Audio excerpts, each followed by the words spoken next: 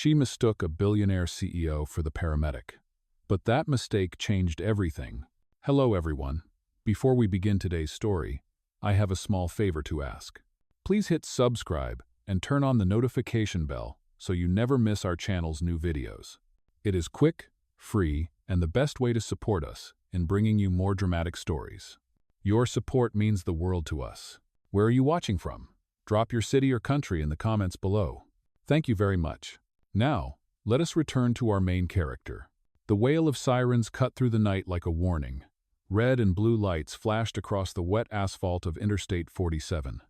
Rain fell steady, washing the air with the scent of metal and fear.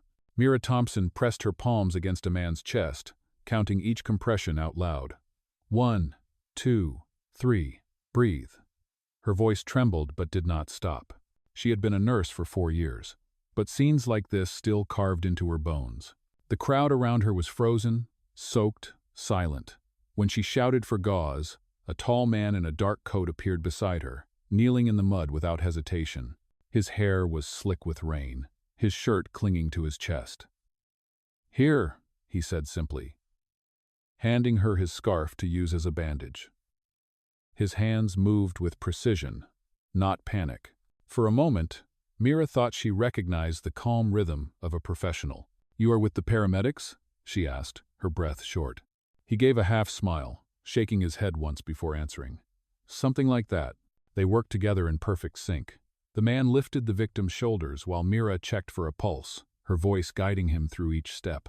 When the ambulance arrived, the flashing lights illuminated his face for the first time. Sharp features, rain across his jaw, eyes steady and unreadable. Mira exhaled hard, pushing the stretcher inside. "Thank you," she said between gasps. "You knew exactly what to do." The man nodded once. "You did all the saving." She turned to grab her medical bag, and when she looked back, he was gone. The rain swallowed him as if he had never been there. Later that night, Mira sat alone in the staff break room at St. Mary's Hospital, her hands trembling around a paper cup of coffee gone cold. The fluorescent light buzzed overhead, reflecting on the damp fabric of her scrubs. She could still see the man's eyes, calm under chaos. Who was he? She had worked with emergency crews for years, and had never seen him before. She reached into her pocket and found something wedged there, a glove. Dark gray, high quality, with a small silver emblem stitched near the cuff. The logo read, Reunited. She traced the letters with her thumb. A technology company, not a medical supplier. The storm outside quieted, but inside her chest, the echo of that night refused to fade. She glanced at the clock on the wall, 3 o'clock in the morning. Another double shift ahead. Mira leaned back in her chair, whispering to the empty room. "Whoever you were, thank you." In the hallway, the intercom crackled with a new emergency call. She stood, drained but determined, slipping the glove into her pocket, as if it were proof that kindness could appear even in the darkest storm. That night, she had no idea that the stranger she mistook for a paramedic was Ethan Cole, the billionaire chief executive officer of Reunited, and that her small act of trust would soon change both of their lives forever. The morning sun rose pale and tired over downtown Chicago, turning the rain-soaked streets into silver ribbons. Mira Thompson left St. Mary's Hospital after a 12-hour shift, her legs heavy, her uniform damp from the night before. The city smelled of coffee and exhaust, that strange mix that only early mornings could carry. She tugged her coat tighter and waited for the number 22 bus, her mind still replaying flashes of the accident sirens, the man's calm voice, the forgotten glove in her pocket. Her paycheck that week had been smaller than she hoped. Overtime hours were cut again. Her rent was due in 5 days. In her phone, a reminder blinked about her mother's next treatment bill at Mercy Hope Clinic. She looked down at her hands, cracked from sanitizer and sleepless nights. "Keep going," she whispered to herself. "Just keep going." When the bus arrived, she found an empty seat near the back and leaned her head against the window. The sound of tires over puddles lulled her into that half-awake fog where thoughts and memories blurred. She saw again the stranger's face under the flashing lights, his eyes steady, his movements sure. There was something about him that felt familiar and distant at the same time. Maybe it was the way he said, "You did all the saving." At the next stop, 2 nurses from the hospital got on, chatting about the city's new rescue program. Reunited is sponsoring it, one of them said. They are looking for volunteers. The CEO himself might visit the hospital this week. Mira smiled faintly but said nothing. The name echoed in her mind, Reunited, the same words sewn on the glove she had kept. That evening, she returned to her small apartment in the south end of the city. The walls were thin. The heater rattled. On her desk, beside unpaid bills, sat a worn notebook filled with sketches, drawings of emergency tents, portable supply kits, even new ideas for first-aid drones she once dreamed of building. Her mother used to call her the girl who saves the world with crayons. She flipped through the pages and sighed. Her savings barely covered rent. She had no degree in engineering, only compassion and persistence. But that small seed of curiosity about Reunited began to grow. What kind of company built technology that could save lives? Later that night, the city outside her window glowed with the reflections of streetlights on wet pavement. Mira opened her laptop and typed, Reunited Medical Innovations. Dozens of results filled the screen: articles, interviews, photos of a man in a Navy suit shaking hands with mayors and doctors. The caption read, Ethan Cole, founder and chief executive officer of Reunited, leading the future of humanitarian technology. Her breath caught. It was him, the stranger from the highway, the man she thought was a paramedic. She leaned back in her chair, eyes wide. Why had he been there that night, helping in the rain with no security, no driver, no camera? Billionaires did not kneel in the mud for strangers. She read further about his foundation, his past work in disaster zones, his commitment to real-world field testing. Maybe, she thought, he really was, something like that.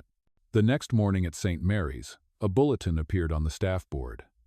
Reunited announces a new partnership with the hospital to launch RescueNet, an artificial intelligence-based emergency response system. Beneath it, in bold letters, staff members are invited to a presentation this Friday in the auditorium. Mira's pulse quickened. Part of her wanted to hide, afraid of being recognized. Another part burned with curiosity.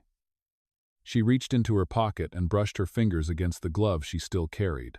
Its silver emblem caught the light like a quiet promise. That night, before another shift, she stopped by her mother's nursing home. The old woman sat by the window, knitting slowly, her breathing soft. You look tired, honey, her mother said. Just the usual, Mira answered, forcing a smile. I might see someone important soon. Someone who could make things better. Her mother chuckled weakly. You always say that. Just remember, miracles start small. Driving back through the city, Mira thought about those words. Maybe that glove was her small miracle. Maybe meeting him again could change something, not just for her, but for the people she wanted to help. Outside, the wind carried the smell of rain once more.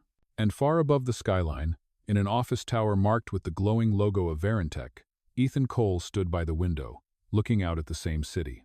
In his hand was a folded hospital report from the night of the accident. Next to it, another glove, its match still damp from the rain. He turned it over, his thumb tracing the embroidered letters, and whispered to himself, Mira Thompson. Neither of them knew it yet, but the storm that brought them together was only beginning. Friday came with the kind of clear sky that makes a city sparkle after days of rain.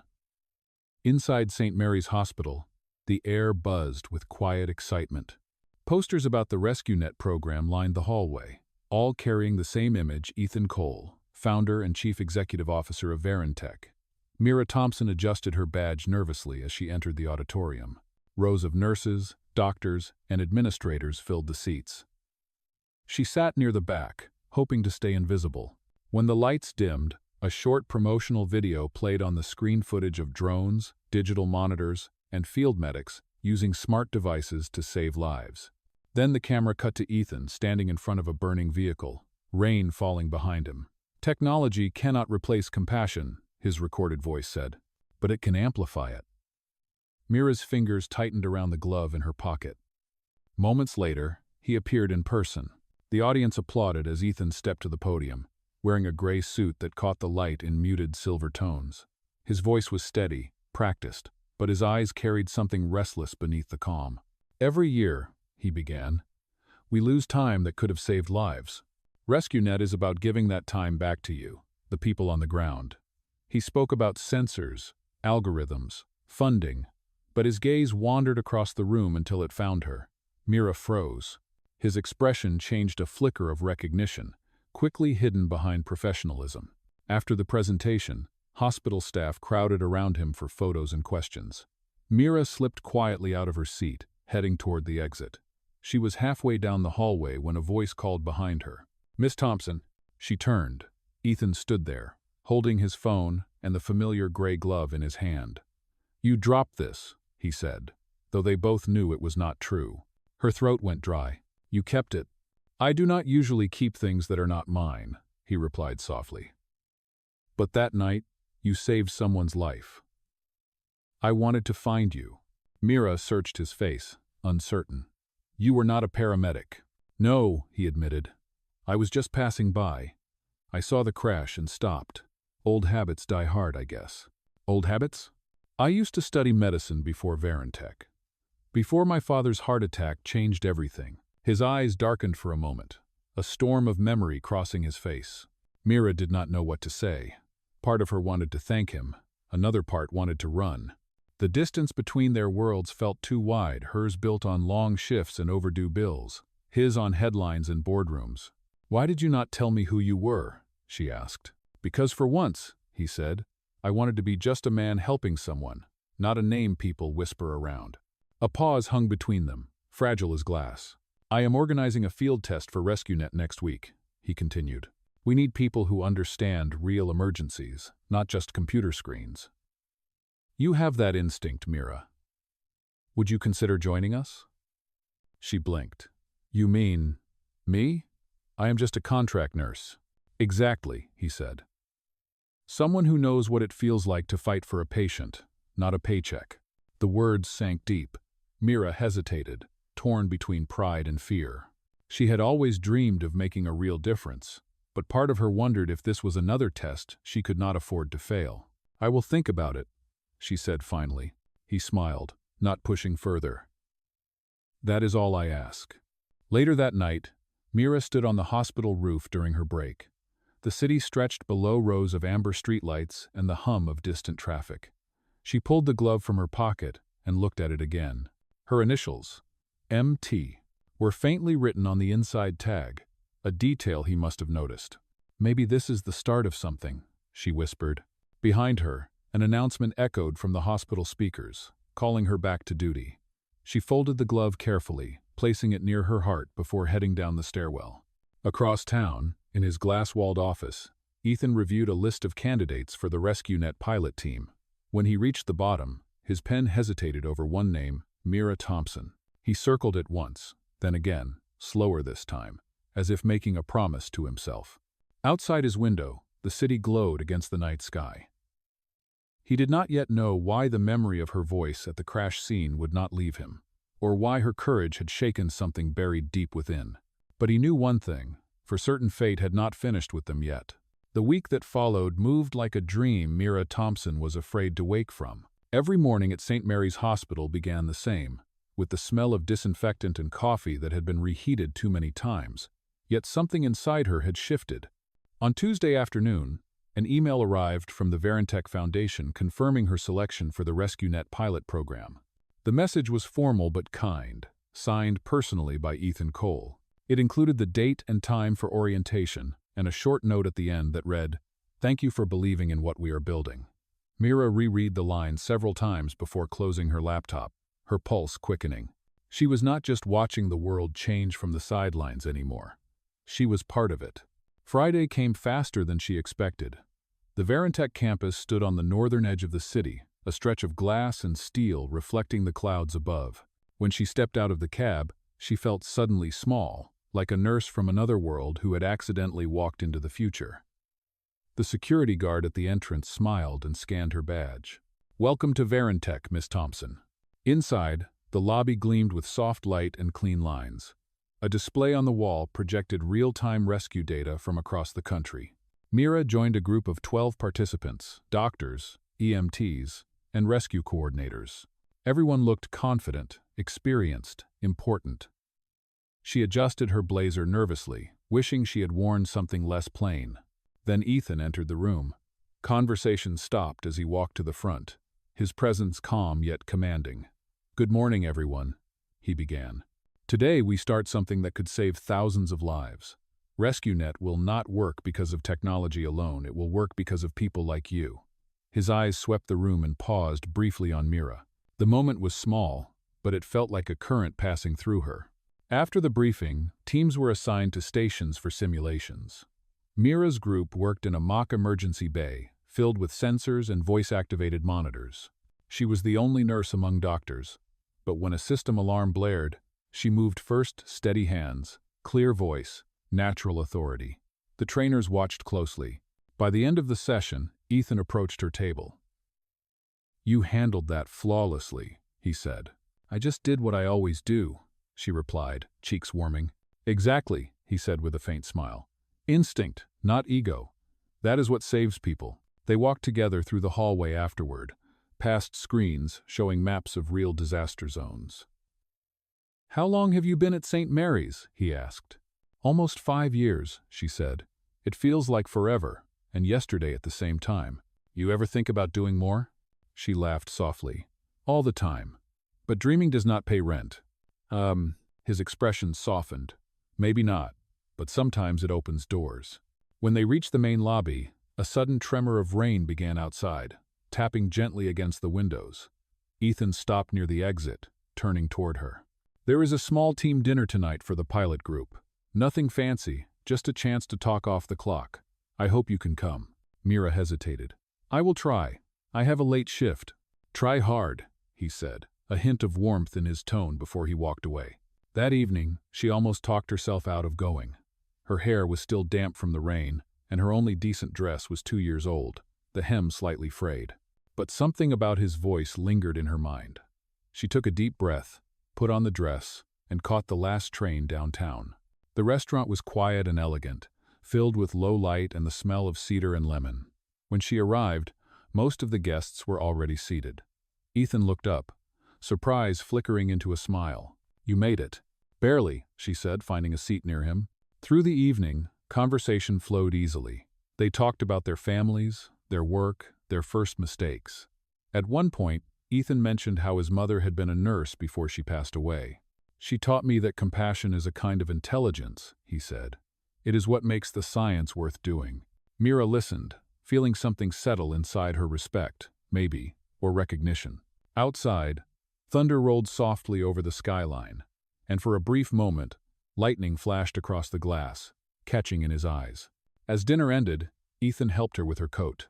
"I am glad you came," he said. "So am I." When she stepped outside, the rain had stopped, but the city still glistened like a promise waiting to be kept. She looked back once and saw him through the window, watching her leave, the faintest trace of a smile on his face. For the first time in a long while, Mira felt the weight in her chest ease. The world might still be unfair, unpredictable, and exhausting. But maybe, just maybe, something good was finally beginning. The following weeks unfolded in quiet rhythm, the kind that builds connection before anyone dares to name it. Each morning, Mira Thompson arrived at the Reunited Field Center before sunrise. She worked beside Ethan Cole and his core team, testing the RescueNet system in real emergencies across the city. Every shift was different fires, highway collisions, heart attacks, but somehow, Ethan was always there, calm in chaos, steady as the rain that once brought them together. Mira grew more confident, her voice stronger when giving instructions, her mind sharper in each crisis. The doctors started listening to her suggestions. The engineers began asking for her input. When a sensor malfunctioned during a live rescue, she fixed it with nothing but tape and intuition. Ethan watched the whole thing unfold from the command van. Later, he found her in the hallway, still catching her breath. "You saved our data and the patient," he said. She smiled. "That is what nurses do. We improvise." He laughed quietly. "Then I need more people like you." Over time, their professional boundary began to blur. They shared coffee between shifts, traded stories about sleepless nights, and sometimes just stood in silence watching ambulances leave the bay. It was in those moments that Mira noticed the details about him, the faint scar near his wrist, the way he loosened his tie when no one was watching, the weariness in his eyes when he thought no one saw. One rainy evening, after a long day of testing, Ethan invited her to ride with him to a rescue net deployment site near the river. The city lights shimmered on the wet roads as his car moved through the quiet streets. "Do you ever think about leaving nursing?" he asked suddenly. "Sometimes," she admitted. "But every time I try to imagine a different life, it still ends with me helping someone. I guess that is who I am." He glanced at her with a faint smile. "That is exactly why I wanted you on this project." The car stopped near the edge of the bridge, where the pilot team had set up new signal beacons. The wind carried the scent of rain and metal. Mira stepped out, her hair whipping across her face, and looked over the water. "This place reminds me of the night we met," she said softly. Ethan joined her. "It reminds me too. I never forgot that moment." She turned to him, searching his face. "Why me, Ethan? Out of all the people you could have chosen, why bring me here?" He hesitated, his voice lower now. "Because you reminded me what real courage looks like. I had forgotten that somewhere along the way." For a heartbeat, the world seemed to still the hum of the generators, the wind off the river, the glow of the city behind them. She felt something shift, fragile and undeniable. Then the radio in the car crackled, breaking the silence. Ethan stepped back, clearing his throat. "We should get going. Early start tomorrow." Mira nodded, though part of her wished the moment had lasted longer. Back at St. Mary's Hospital later that night, she changed out of her uniform and caught her reflection in the mirror. The tired woman staring back looked different, steadier, stronger, touched by something she could not quite name. For the first time, she let herself smile. The distance between their worlds was still there, but it no longer felt impossible. It felt like a bridge waiting to be crossed. The next month brought colder mornings and heavier schedules. RescueNet had begun its second phase, expanding from city trials to national partnerships. For Mira Thompson, the work felt both thrilling and exhausting. Long nights blurred into longer days, but every moment carried purpose. Ethan Cole seemed tireless, appearing at every site, always with the same quiet focus. One night, after a 12-hour shift, Mira stopped by the research floor to return her access badge. The building was nearly empty. Through the glass walls of the main lab, she saw Ethan alone, leaning over a table covered with documents. The lights from the city painted lines across his face. Something about the stillness drew her in. She knocked softly on the doorframe. "Still here?"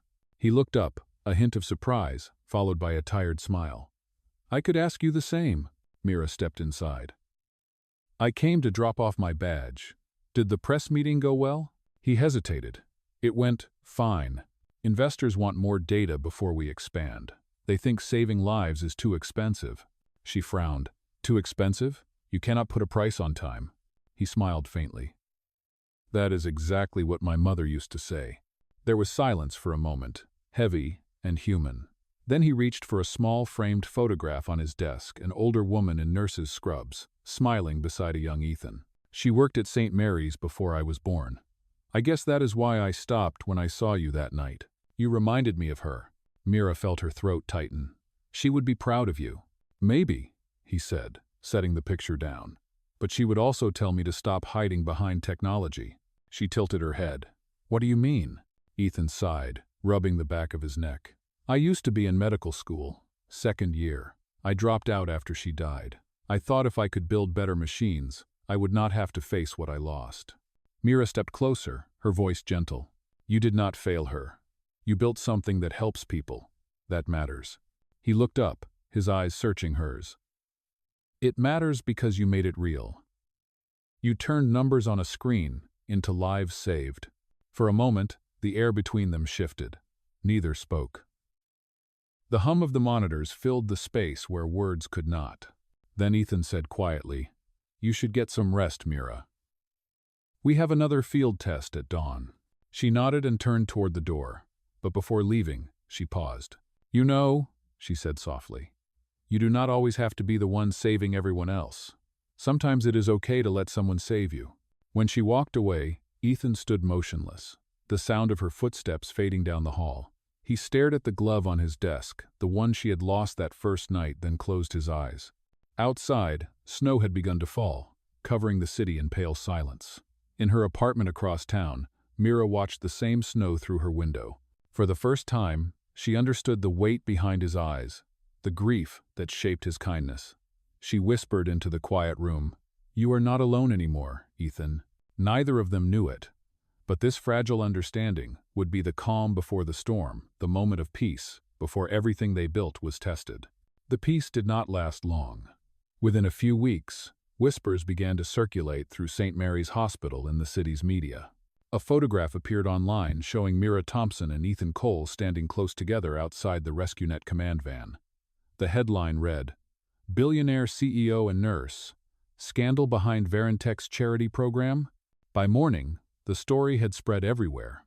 Reporters crowded the hospital entrance, asking if Mira had been promoted because of personal connections. The hospital's public relations office suspended her from shifts pending an internal review. The hallway that once buzzed with gratitude now felt like a courtroom. Mira sat in the empty locker room, her hands gripping the strap of her bag. "They think I used you," she said later that evening, her voice trembling when she called Ethan. His reply came heavy with restraint. "Mira, I am handling it. Do not speak to anyone until we release a statement." "A statement will not change what people believe," she said. "They already decided who I am. I promise I will fix this." Oh.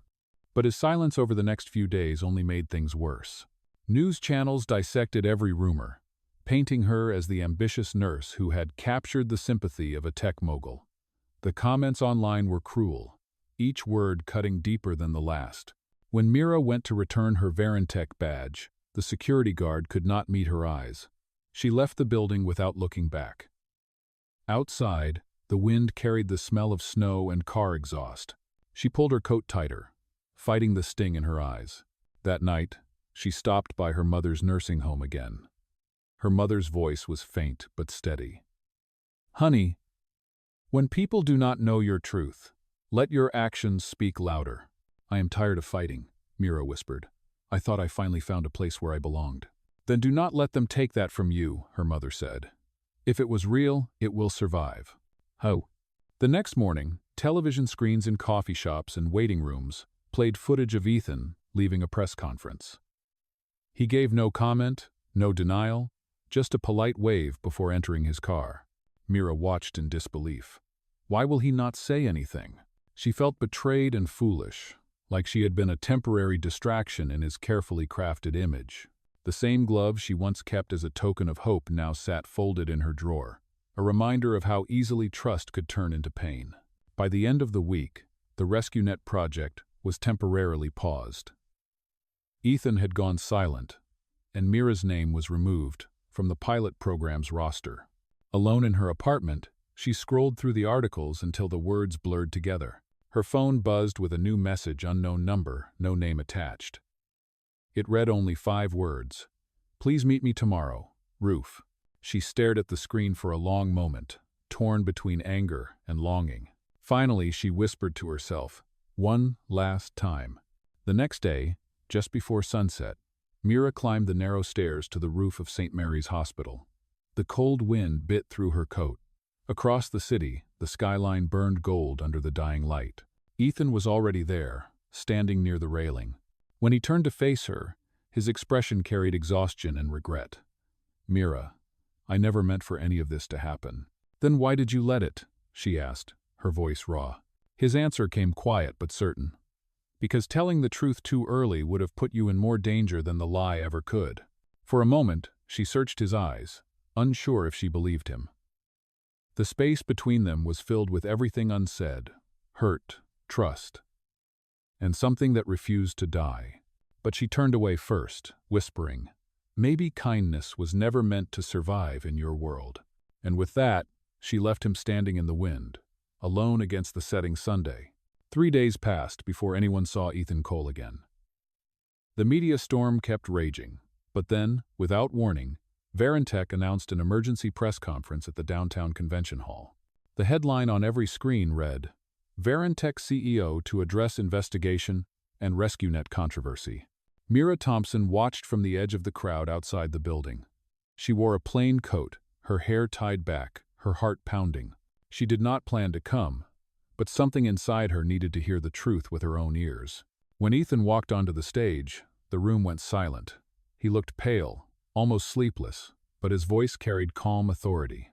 "Before I speak about the future of RescueNet, "I must address the rumors surrounding Miss Mira Thompson," he began. "What you saw in those photographs was not scandal. It was the moment I was reminded of why this company exists. That night on the highway, she saved a man's life and mine," the crowd murmured.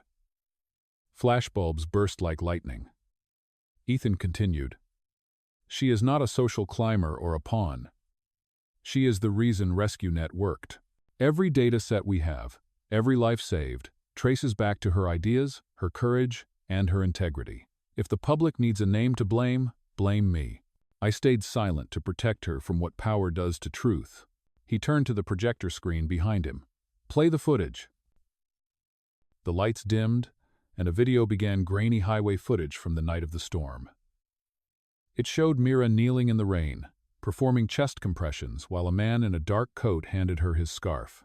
Then the camera zoomed in on Ethan's face as he helped lift the injured man into the ambulance. Gasps rippled through the crowd. When the lights came back on, Ethan faced the reporters again. "That night, she called me a paramedic," he said with a faint smile. "It was the best mistake of my life." Outside the hall, the audience erupted in applause. News outlets broadcast the clip within minutes. The same headlines that once condemned Mira now called her the nurse who changed a billionaire's heart. Mira stood frozen among the crowd, tears mixing with the cold wind. For the first time, the truth spoke louder than the noise. As people surrounded Ethan with questions, he stepped down from the stage, scanning the crowd until his eyes found hers.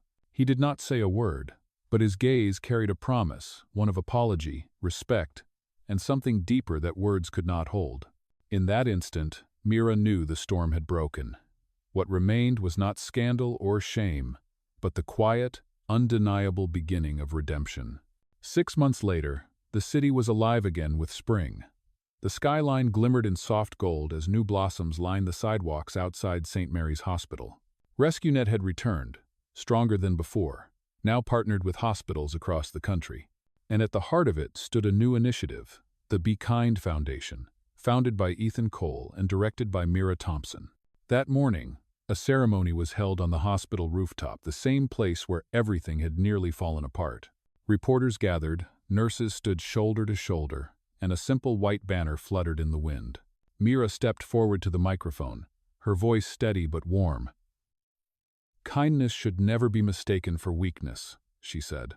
"It is the courage to act even when no one is watching. This project began with a mistake, mine, but it taught me that sometimes the wrong turn leads us exactly where we are meant to be." Applause rippled through the crowd. Ethan watched her with quiet pride from a few steps away. When the speeches ended, he approached, holding something small in his hand, a gray glove, carefully folded. "I believe this belongs to you," he said softly. Mira smiled. "You kept it all this time." "I had to," he replied. "It reminded me of who I was before I let success make me forget." She looked around at the crowd, then back at him. "You found your way back. And you," he said, "helped me do it." Before the cameras, Ethan knelt and opened the glove. Inside, nestled in the palm, was a simple silver ring.